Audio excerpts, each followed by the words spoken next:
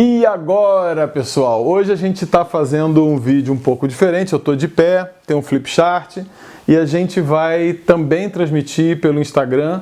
É uma tentativa, não sabemos se vai funcionar, mas hoje a gente entra no segundo vídeo, bem mais prático, sobre a casa como centro de produção, né? E a ideia desse vídeo eu preferi fazer aqui com flip chart.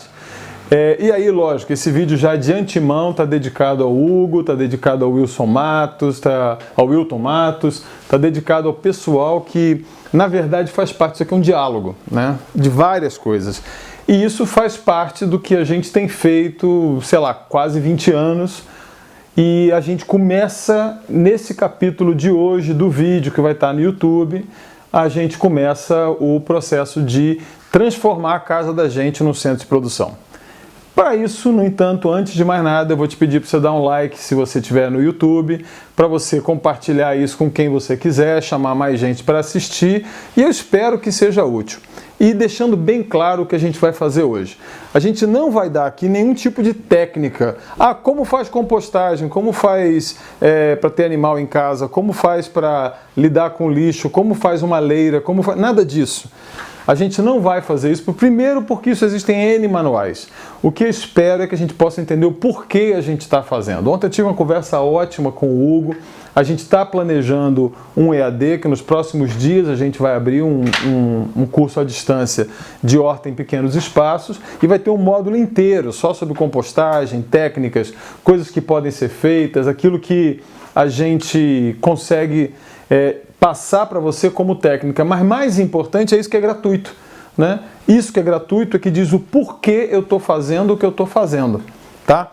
Então, eu queria começar que você pensasse na casa atual, na casa da que a gente tem hoje em dia, a casa que eu e você temos, tá? A casa atual, a casa moderna, conforme o Hugo passou a denominar, ela é a casa do porquinho prático, a casa de tijolo, a casa de tijolo de vidro. E essa casa, ela está diretamente ligada à nossa capacidade e vício de consumo. Essa casa que consome, o resultado dessa casa é normalmente chamado de lixo. E nesse sentido, a casa urbana moderna, ela é um centro de produção, sim, um centro de produção de lixo. A quantidade de embalagens, de restos, e você tem algumas fantasias nessa casa, que, por exemplo, cada vez que eu boto num saco plástico e coloco fora, ou que eu aperto o botão da minha descarga, ou que eu jogo no lixinho da cozinha, o meu lixo é jogado fora, ele vai fora. Primeira coisa que eu vou querer dizer e vou repetir várias vezes nesse vídeo, não existe fora. Existe a cabeça de uma outra pessoa, o ambiente de um outro ser, existe uma distância próxima de alguém que vai ter que conviver com seus dejetos, muitas vezes de maneira bastante insalubre. Essa é a casa atual. A casa atual, ela é assim, você consome, leva para casa, produz lixo. E isso está numa coisa que a gente chama de cadeia. O ciclo da modernidade, a maneira como a modernidade faz as coisas, é sempre em cadeia. E essa cadeia é uma cadeia que começa com a cadeia de produção disso tudo e vai linearmente até o consumidor final, que não passa de um consumidor, que deixa como resto, deixa para trás de si, como resultado, o lixo. Bom, essa cadeia, né, que vai da produção ao consumo, acaba virando uma prisão para a gente, uma cadeia de verdade. E o que a gente vai tentar comparar a casa atual com a nossa grande casa, que é o planeta. No planeta não existe cadeia, não existe linearidade. O que existe no planeta são ciclos que estão andando o tempo todo. E esses ciclos têm uma característica, eles são capitalistas. Sim, eles são capitalistas. Eles capitalizam na base. Tem uma única fonte de entrada de energia relevante, que é o Sol. Essa energia é captada por atividade fotossintética e aí entra num ciclo de passagem de energia que vai acabar se conservando no solo e, ao longo de milhões de anos, toda essa atividade fotossintética, animal, vegetal, atividade de dejetos, de restos, de perdas, vai acabar se conservando e, eventualmente, se conserva no subsolo, permitindo que a gente tenha um excelente tipo de clima. O padrão da nossa casa, da nossa terra, da nossa mãe, é o ciclo. O padrão da modernidade, dessa invenção do iluminismo, desse jeito antropocêntrico de ser, é a cadeia, é a linearidade. Essa é a primeira coisa que eu queria chamar a sua atenção. Bom, se a gente sabe disso, né, aqui seria o ponto 2, o ponto 3 é, qual o problema disso? É que para ter cadeia, eu tenho que ter uma série de sistemas. Se você lembrar direitinho, cerca de 12 mil anos atrás, a gente começou um período chamado Holoceno. Eu vou colocar no vídeo do YouTube depois uma foto bonitinha mostrando o gráfico do Holoceno.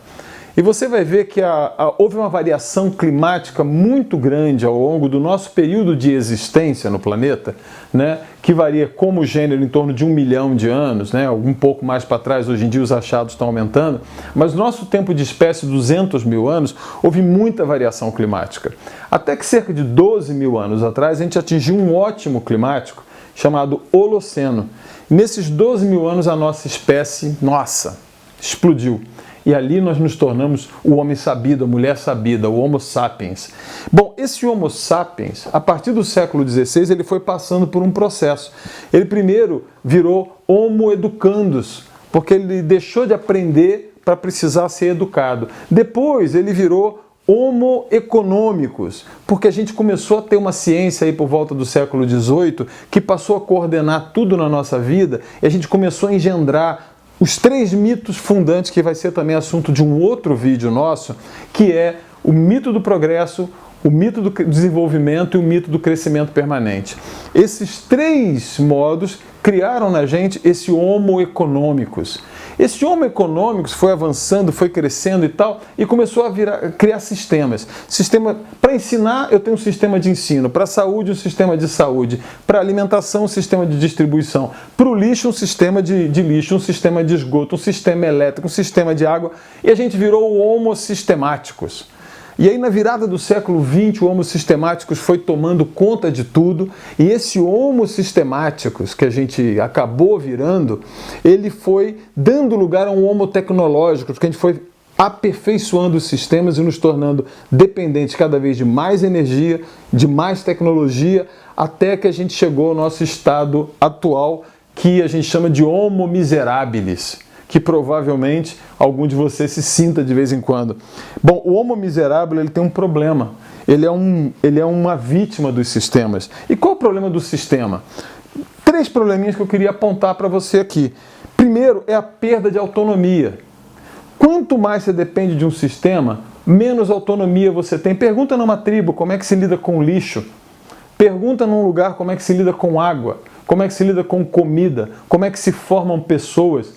A autonomia de uma determinada cultura, ela é perdida na medida que ela vai dependendo e depositando cada vez mais tempo no sistema para isso, para que ela passe a ter tempo de vida para perder a sua vida e pensar no fim da sua vida como sendo o grande objetivo que ela tem. Outra coisa é que você tem uma crescente incapacitação. Se você tiver dúvida, pensa na sua bisavó, na sua trisavó, na sua avó.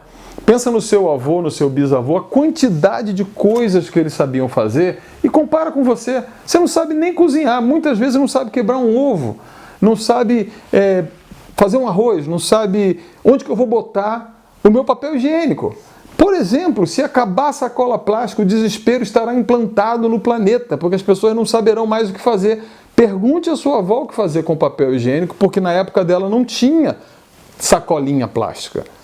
O que a gente faz? Quando você chegar ao ponto de tanta incapacidade que você não sabe o que faz com o seu papel higiênico, que você não sabe o que faz com a casca da sua verdura, que você não sabe o que faz com aquilo que você necessita para viver, você realmente ganha uma grande incapacitação. E a terceira coisa é que você passa por essa mudança específica que eu acabei de falar. Você deixa de ser Homo sapiens e passa a ser Homo miserabilis. Esse miserável que, se o governo, se o Estado ou se o mercado não te fornecer o cuidado com o lixo, com a educação, com a saúde, com a água, com a eletricidade, com a energia que você precisa, com a comida que você come, você está morto. Você está morta. Ou seja, Homo miserabilis. Bom, nosso papo de hoje tem a ver com como que a gente começa a quebrar esse ciclo. E aí, eu vou contar um pouco a minha história com o lixo. Eu sempre fui muito incomodado com lixo, mas desde pequenininho. Eu me lembro disso assim, nossa, eu era muito incomodado. Mas não adiantava, eu era sozinho. O que eu posso fazer? Eu não posso fazer nada. Fui crescendo. Participei daqueles anos 70 para os anos 80, quando houve um crescimento da consciência ecológica. A gente começou a ficar preocupado onde bota embalagem, e as embalagens começaram a crescer em torno da gente com uma velocidade a partir dos anos 70 absurda. Quando eu era criança, você achava algumas latas, algumas caixas de papel, muito pouco plástico, usava muito papel celofane, né? A gente até já falou sobre isso em outro momento. Mas, cara, era muito reduzida a quantidade de embalagem. O que tinha basicamente era lixo orgânico. E a gente começou a ser inundado, por isso começou a me incomodar. E lá pelos anos 90 eu estava largado. Eu estava gordo, insatisfeito, triste, mal-humorado e lutando com algo dentro de mim que eu não sabia por onde que eu começava. E aí aconteceu um evento há 17 anos atrás que mudou minha vida radicalmente, que foi o nascimento da minha filha. Eu falei, não vai dar mais. Eu estou gordo, estressado, triste, aborrecido, fazendo o que eu não gosto e cercado de lixo por todos os lados. Quando ela era bem pequenininho, eu tomei uma decisão, não vou jogar mais lixo fora de casa. E onde que eu morava? Para não falar, para você é fácil, você mora numa casa, você tem jardim, você tem bicho. Eu morava num apartamento no centro de Curitiba, no 5º andar. E eu tomei uma decisão radical, não vou mais jogar lixo fora de casa. Quando eu tomei essa decisão, lógico, isso me causou um monte de problema e eu comecei a ver a minha inabilidade. E eu decidi que eu ia fazer compostagem no apartamento no 5º andar. E eu decidi que eu ia mexer com as embalagens. E, óbvio, isso gerou imediatamente. Depois eu vou mostrar as quantidades de lixo que a gente tem aqui. A gente ainda tem embalagem, com certeza tem, a gente não está fora do mundo. Mas, cara, são 10 pessoas aqui em casa e a gente consegue ter uma quantidade de embalagem assim, parecida, isso com 2 indústrias rodando junto, né? A gente tem padaria, a gente tem fábrica de kombucha, a gente tem fábrica de bolo, ou seja, a gente tem um monte de coisa que obrigatoriamente gera embalagem e eu fico assustado, porque às vezes sai aqui a quantidade de embalagem que as pessoas jogam fora por dia, né? A gente joga numa semana, né? Joga menos, mas eu falei, vou parar de produzir embalagem. Bom, até que aconteceu um dia que depois lá do 5º, 6º dia que eu não jogava lixo fora do meu apartamento, dessa decisão que eu tomei, as mulheres que coletavam o lixo no prédio passaram e fizeram uma pergunta: o que o senhor está fazendo com o seu lixo? Eu olhei para ela e falei: estou comendo. Na verdade, o que eu estava fazendo? Eu estava reduzindo a embalagem, comecei a fazer pão, comecei a cozinhar mais, falei, não compro mais nada industrializado, não compro nada pronto, comecei a evitar e comecei a fazer compostagem em casa. E eu lá sabia como fazia? Sabia nada. Fui procurar recurso, a lixeira viva, que vai estar no tema cultura urbana, a lixeira viva, ela não é uma coisa que a gente inventou. Ela foi desenvolvida em 1972, lá em Vancouver. Foi uma política pública que nem emplacou muito. Fui catar a origem disso. Por isso que sempre divulguei de graça como fazer, como executar, para a infelicidade de quem achava que ia ficar milionário vendendo esse tipo de coisa. A gente ensinou muita gente. Teve gente que passou a vender esse produto, a gente mesmo vendeu esse produto. A lixeira viva, depois a gente desenvolveu uma lixeira que eu já vi em congresso por aí e que veio numa noite na minha cabeça, que é a lixeira que a gente chama Latribo, que são 3 baldes um em cima do outro. A gente fez compostagem em latinha pequenininha, e a gente foi usando o balcãozinho que tinha no nosso apartamento, e com isso a gente foi mudando. Isso acabou gerando que, depois de matar muita minhoca, o Hugo antes estava falando comigo que ele ficou 6 meses matando minhoca quando ele começou a tentar. Eu também matei minhoca, eu assassinei minhoca. Eu não sabia o que era uma larva de mosca soldado, achava que era um monstro que havia invadido a minha composteira, sem saber que era um grande decompositor fantástico, que um dia a gente vai falar sobre isso também. Fui aprendendo muita coisa, né? E a gente, nessa história com o lixo, aprendeu isso que está compartilhando hoje com você, porque isso foi extremamente emancipador. Agora, tudo só começou quando esses 3 E's aqui aconteceram na vida. Foi assim, como é que eu faço? Bom, para você começar a fazer alguma coisa na sua casa, eu queria te dizer que a primeira coisa que você faz é você dar o primeiro passo, que é excomungar, ou como diz o Hugo, exorcizar. Você precisa passar por um exorcismo do idealismo na sua vida. Sabe por que você não faz nada? Porque você tem um mundo ideal na sua cabeça, onde o lixo desaparece, onde você vai morar num lugar lindo, maravilhoso, onde a grama é verde, onde a cabra pasta no seu jardim, como diz a música antiga do Bicho Grilo, e só quem não tem cabra que faz uma música daquela, porque se tivesse, então a cabra não estaria no teu jardim, ela não estaria pastando, ela estaria destruindo. Você para com essa idealização, que o dia que eu puder, eu vou... Rompe com o idealismo. Você não vai fazer nada com seu lixo se você for idealista, se você for sonhador e se você for otimista. Você tem que ser extremamente pessimista, olhar e falar, cara, não dá. Não dá. O mundo vai afundar em lixo. E eu não vou fazer nada com isso, mas eu vou tentar não me afundar em lixo. E aí você abraça o seu lixo. Depois que você abraça o seu lixo, você começa a olhar, cara, não vou esperar as condições ideais, onde é que eu tenho um balde, como é que eu faço, onde é que eu busco recurso, com quem que eu falo. Comecei a procurar, e na época eu não tinha amigos fazendo, não. 20 anos atrás, era só ser chamado de maluco o que acontecia comigo. E aí o que acontece? Eu decidi que ia mexer com essa excomunhão, com esse exorcismo na minha vida. Bom, o segundo passo é encarar a tua realidade, olhar para quanto lixo você produz. Quanto que você produz de lixo? E olhar para aquela montanha e olhar, cara, que dificuldade que é viver sem isso tudo. Quão escravo eu tô disso tudo. E o terceiro passo é você esperar. Ou seja, você ficou 30, 40 anos da sua vida misturando lixo, jogando fora, comprando sem pensar, se entupindo de embalagem, tendo um monte de coisa que não servia para nada, comendo mal a beça, e aí quando o cara começa a compostar, ele acha que daqui a 2 meses ele vai ter o humus formado, que daqui a 3 meses ele vai ser um expert em plantas alimentícias não convencionais, que ele vai se tornar um cara especialista em transformar a sua vizinhança e o seu bairro. Nada disso vai acontecer. Você não vai salvar nada. Aliás, você não salva nem você, se você quer saber. Você não salva nada. Pode ser que se você comece a fazer tudo direitinho, daqui uns 20 ou 30 anos, ao seu redor esteja bem melhor. Você tenha contaminado outras pessoas com essa ideia. Hoje eu estava vendo uns slides que o Hugo mandou para mim, e é impressionante, assim, porque o Hugo ficou olhando a gente fazer essas coisas uns 2, 3 anos, né, sem falar nada. Eu sabia lá que tinha um cara lá do Ceará que ficava olhando o que eu estava fazendo. Essas coisas de tecnologia, né? O cara era um voyeur de compostagem. E ele ficava lá, olhando aquele negócio. E aí um dia ele entra em contato, fala, cara, minha vida tá muito ruim, eu não aguento mais, eu sou encarcerado, eu moro num calabouço e tal, e tal, e tal. Esse cara hoje é seguramente o exemplo mais bonito, mais fantástico, mais autorizado que eu conheço de alguém que faz efetivamente alguma coisa muito boa com seu lixo, com a sua produção, com a sua família, com seu filho, com a sua esposa, com tudo. Esse cara é realmente um sucesso. Sabe o quê? 10 anos de trabalho muito duro e a coragem de romper com vários sistemas, inclusive o sistema do emprego, que também vai ser assunto de um vídeo nosso. Bom,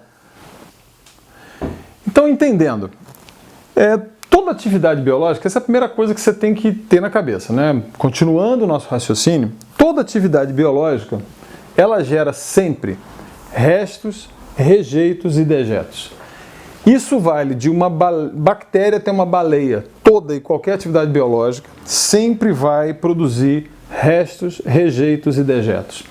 E a gente se acostumou a achar que isso aqui é coisa que a gente não deve nem olhar, nem ver, nem fazer nada. Restos, rejeitos e dejetos só vão ser lidados dentro de uma atividade biológica se a gente tiver na cabeça que o que é resto de um é sempre alimento do outro. Se você acha que está naquela cultura, não pode sobrar nada no prato, não pode ter resto de comida, pode sim, sem problema. Sabe por quê? Você entra numa floresta, você vai ver lá uma banana meio comida, uma manga que foi mordida, e é o resto. E teve um porquê daquele animal ir lá e comer um pouquinho do outro e deixar o resto, porque isso abre a porta para que outras formas de vida venham se alimentar daquela estrutura que sem essa bicada, sem essa mordida, não iam funcionar. Então, sempre vão haver restos, sempre vão haver rejeitos. Tem partes do alimento que nenhum bicho come. Por exemplo, a casca de uma noz. mas ela é o alimento do fungo. O fungo vai digerir aquilo lentamente, mineralizar aquilo da mesma forma. O dejeto, o que a gente faz com o dejeto? A gente tem um medo de dejeto, só que se você pensar na Yersinia fétida, por exemplo, que é a nossa minhoca vermelha da Califórnia, ela é uma especialista em esterco. O melhor ambiente para ela é o esterco de vaca. Ela, nossa, sabe isso, para ela é alegria. Então, tudo que um animal, uma planta produz, uma atividade biológica, uma bactéria ou uma baleia produz, sempre vai ser resto, rejeito e dejetos. Esses são os resultados da atividade biológica. Bom, o que eu faço com isso? Quando eu começo a olhar para entender que não existe lixo aqui, existe transferência de energia acontecendo de um lado para o outro, eu posso pensar, por que eu devo cuidar do meu lixo e fazer desse o primeiro passo para transformar minha casa num centro de produção? Bom, primeiro de tudo, porque não tem fora. Não existe fora. Fora quer dizer que vai cair ou perto da casa de alguém que mora perto de um lixão ou perto de um aterro sanitário, ou vai cair no rio de alguém, ou vai cair no bioma de alguém, ou vai cair no meio ambiente de uma determinada espécie, contaminando, eutrofizando, estragando. Então não existe fora, você não bota dentro daquele saco plástico e aquilo entra numa máquina e vai passar para outro plano do universo. Não. Sempre que você joga fora alguma coisa que você considerou lixo, você está jogando dentro da casa de alguém. Só tem dentro, companheiro. Só tem dentro, companheira. É fora da sua casa, dentro da casa do vizinho, dentro da casa do companheiro que mora no bairro periférico, é dentro do rio de alguém, é poluindo, estragando, eutrofizando e transformando-se em alimento para animais que não são interessantes normalmente. Baratas, cachorros de rua, rato, pombo, que está aí poluindo, estragando e passando doença. Aliás, estamos vivendo uma por causa disso. Bom, segunda coisa que você tem que ter na cabeça, por que fazer? Porque essa é uma super ferramenta emancipatória. Porque quando você começa a lidar com o seu lixo, você passa a ser emancipado do sistema de coleta. Aqui em casa, se tiver uma greve de lixeiro, a gente não sofre muito não. Porque primeiro, a maior parte do nosso lixo já é orgânico, ele vai ser compostado, o que a gente vai dar destino para o papel, vai dar destino para a casca, vai dar destino para o resto. E o que a gente vai fazer com o restinho de embalagem que a gente ainda tem hoje? A gente vai parar de usar. A gente simplesmente abomina. Ou seja, quanto mais você consegue lidar do seu lixo, mais você se emancipa. Eu vou te mostrar daqui a pouco uma emancipação ainda maior, né? Por que eu faço isso? Vamos olhar aqui. Primeiro, o resultado do nosso estilo de vida é esse que está aqui, né? O nosso estilo de vida escravizado dentro de gaiolas, preso nessa lógica do emprego, da renda que é produzida para poder consumir, essa sociedade de consumo, ela gera cerca de 1,2 quilos de lixo por habitante por dia. Tá? Hoje em dia, com a crise, deve estar aí uns 900 gramas, mas não é menos que isso. E deste tipo de lixo, aqui no Brasil, 50% é de natureza orgânica. Se você for para os Estados Unidos, somente 18% do lixo produzido por um habitante por dia numa cidade é orgânico. Isso fala muito do estilo de vida, da dependência da embalagem, da dependência da sociedade de consumo, e é bem mais do que 1 quilo de produção lá, tá bom? Na França, 23% é lixo orgânico, e na Índia 68%. O que isso mostra? O lixo é um indicador de quão dependente uma sociedade é e quão avançada ela está na dependência do mercado de consumo. Então, vamos voltar para o Brasil, que é o que nos interessa, porque até onde eu saiba não tem ninguém nos assistindo, nem na Índia, nem na França, nem nos Estados Unidos. O que a gente faz com esse 50% de orgânico? Primeiro, com o não orgânico, a primeira coisa que você faz é pré-ciclar, é parar de comprar. Com o resto, você tem uma excelente ferramenta emancipatória, que é a compostagem. Bom, e qual é o objetivo disso para virar o seu resultado de vida, que é esse aqui? Esse aqui é o resultado de vida do porquinho prático da casa de cimento e vidro, tá bom? Bom, essa metáfora é do Hugo, sempre gosto de deixar claro. O objetivo, quando você começa a lidar com o seu lixo, essa é a melhor maneira de mudar a sua dieta. Melhor maneira do mundo de cuidar. Eu vou te contar uma história. O Wilton Matos é o dono dessa ideia aqui, ó. Ele se inspirou no Hugo, que se inspirou na gente, e a gente, nessa cadeia de amigos que a gente tem que fazer o possível, não o ideal, fazem o que dá para fazer. O Wilton descobriu que ele podia entrar na dieta da minhoca. Ele começou a criar minhoca e entrou na dieta da minhoca. Ele falou, o quê? Ele passou a comer minhoca? Não. O que ele passou a fazer foi que ele passou a selecionar o que ele comprava no mercado, o que ele comprava na venda, o que ele comprava para a casa dele, baseado na pergunta, isso aqui vai na composteira? Isso aqui, a minhoca dá conta? Se a minhoca não dava conta, ele não comprava. Isso melhorou a saúde dele, melhorou a qualidade de alimentação e passou a ser a preocupação dele usar esse material para que os animaizinhos fossem bem nutridos. Com esses animais melhores nutridos, o humus dele ficou melhor. Com esse humus melhor, ele consegue jogar na hortinha dele que produz comida melhor que ele come e esse ciclo vai se fechando. A dieta da minhoca, do Wilton, mostra que quando você lida com o seu lixo, você começa a cuidar do seu lixo, você começa a pensar no que está entrando na sua casa. Quando você decide, como eu decidi na minha história, de não ter mais lixo dentro de casa, você vai começar a mudar tudo ao teu redor e vai influenciar pessoas. Bom, a comida desse estilo de vida nosso é uma comida que não se cozinha. Ela se esquenta no micro-ondas, ela vem de iFood, James, Uber Eats, essas coisas todas para sua casa, gerando mais embalagem e mais resto que você não composta, que você não dá jeito, e com isso você gera lixo. Se você toma o primeiro passo de cuidar do seu lixo, você forçosamente vai começar a cozinhar. E a cozinha é a chave do processo. Porque quando você está na cozinha, o que sobra da cozinha de resto, de rejeito, vai direto para a compostagem. O que você tiver de resto, que é entre 10% e 40% que se produz, se você comprar uma galinha, e olha, não vem falando comigo que não dá não, eu te mostro a foto do René Seifert quando ele tinha galinha no apartamento. Ele tinha uma galinha no apartamento, 2 galinhas no apartamento, e ele pegava... E uma galinha é suficiente para dar conta do resto de comida de uma família de 3 pessoas. 2 galinhas consomem todo o resto de comida de uma família de 4 pessoas. 0 lixo. E sabe o que? Você dá resto de comida, ela te dá ovo. Você dá resto de comida, ela te dá ovo. E esse ciclo, que pode começar como a gente começou, com espaços muito pequenos. É impressionante o que a gente consegue fazer. Você vai ver isso nas aulas que a gente der sobre produção animal em casa, quando a gente der aula no EAD também sobre isso com mais detalhes. Aqui eu só vou falar do conceito, tá?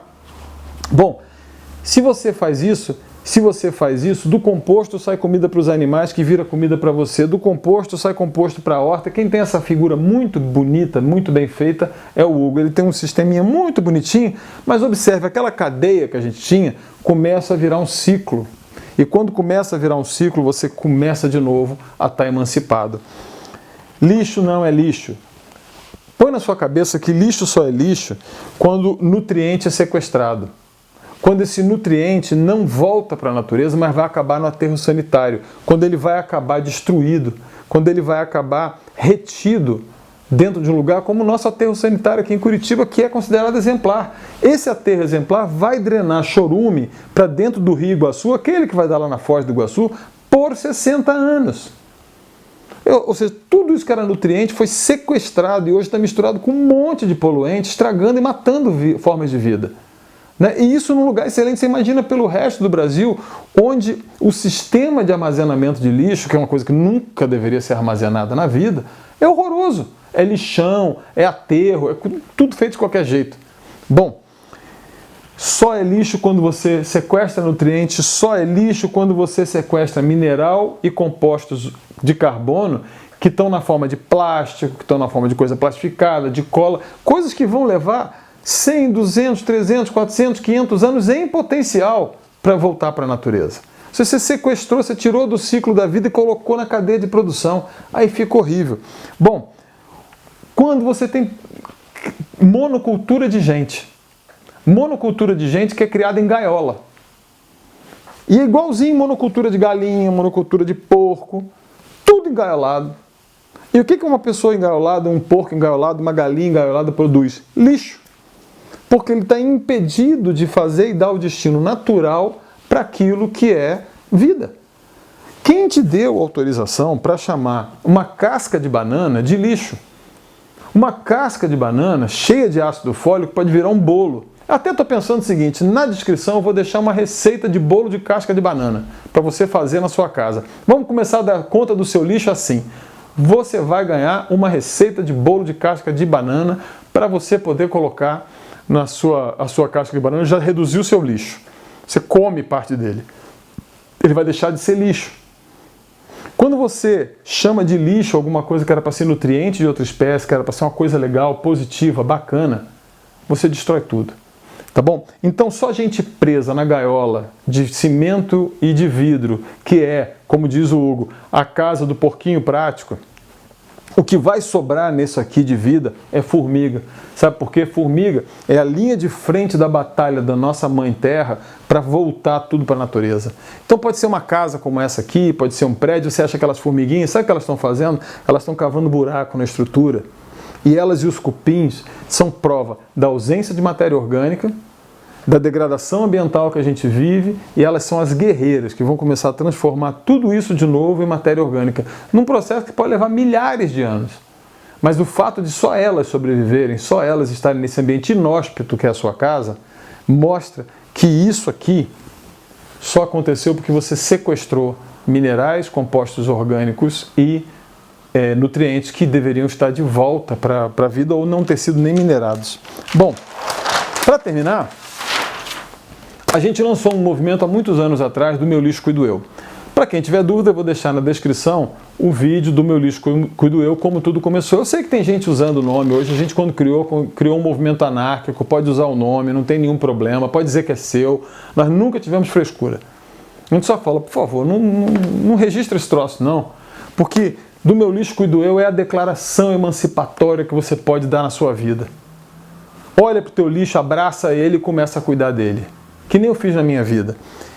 Porque dos resíduos que a gente tem como rejeitos da nossa produção, daquilo que sai da nossa cozinha, de 60% e 90%. Isso tudo é compostável. Os restos de comida, entre 10% e 40% do que sai da tua comida, isso pode ser alimento de algum animal. Os dejetos, para isso eu queria dar uma dica bem radical. Você já notou que você compra composto, que foi esterco de algum bicho, esterco de frango, aí você compra e bota no seu jardim, né? Existem na natureza métodos, pergunte a um indígena, pergunte a uma população tradicional, como eles lidam com os seus dejetos. Você vai lá na agropecuária e compra ureia para colocar, e basicamente isso é a composição da sua urina. Você está falando, Cláudio, para botar no jardim? Não, calma. Eu vou te indicar 3 livros hoje. Primeiro livro, é um livro que eu gosto muito, que é piada. Todos os 3 livros, infelizmente, estão em inglês, mas um tem em PDF em português para você, eu vou botar na descrição do vídeo também. Esse aqui, ó, How to Shit in the Woods, basicamente Como Cagar no Mato, que é basicamente um livro muito divertido, muito legal, que ensina como você volta a ser um ser humano e ganha emancipação para lidar com o seu cocô. Sim, tem livro sobre isso, infelizmente não em português. Nem tem PDF. Esse aqui é um livro um pouquinho mais técnico, porque isso aqui fala de uma técnica agrícola, que é o Liquid Gold, que fala sobre o uso da urina na agricultura, que basicamente a sua urina é esterilizada e ela é feita de ureia, que é o que você compra para colocar nas plantas. Ora, você pode manejar, e existem maneiras técnicas de manejar isso. Isso é para quem tem casa, estou jogando logo o desafio lá para cima, a régua lá em cima. E esse livro aqui, não tenta fazer no apartamento, não tenta fazer numa casa pequena, é impossível, tá? Mas é um livro fantástico para você olhar para o seu cocô. Chama The Humanure Handbook. Tá? Tem em português, em PDF, de graça para você fazer download. Foi um livro de cabeceira, está bem usadinho, foi um livro de cabeceira meu durante muito tempo. E basicamente ele mostra um método seguro de compostagem de dejetos humanos que podem voltar depois para a horta, que podem voltar depois para o jardim. Ai, e a verminose? Bom, espero que você, antes de começar, não seja apressado e comece fazendo isso primeiro cuidando do seu intestino, cuidando das verminoses. E outra, isso aqui tem que ler, não adianta você achar. Isso aqui é um material muito legal. Eu vou deixar recomendado no fim do vídeo.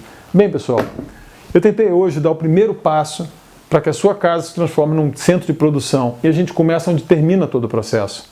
A gente começa onde acaba, naquilo que você chama de lixo. Pare de chamar isso de lixo. reconheça como nutriente, dê graças por aquilo que está ali e devolva para a Mãe Terra, devolva para o ambiente, isso da melhor maneira possível, usando a ajuda de pequenos animais como as minhocas, animais maiores como as galinhas, os coelhinhos, e daí você começa a ver que um ciclo volta a entrar na sua vida. Não seja idealista achando que você vai acabar com a cadeia. Não, dá uma diminuída, vai entortando devagarzinho e você vai chegar lá. Muito obrigado e até o próximo vídeo.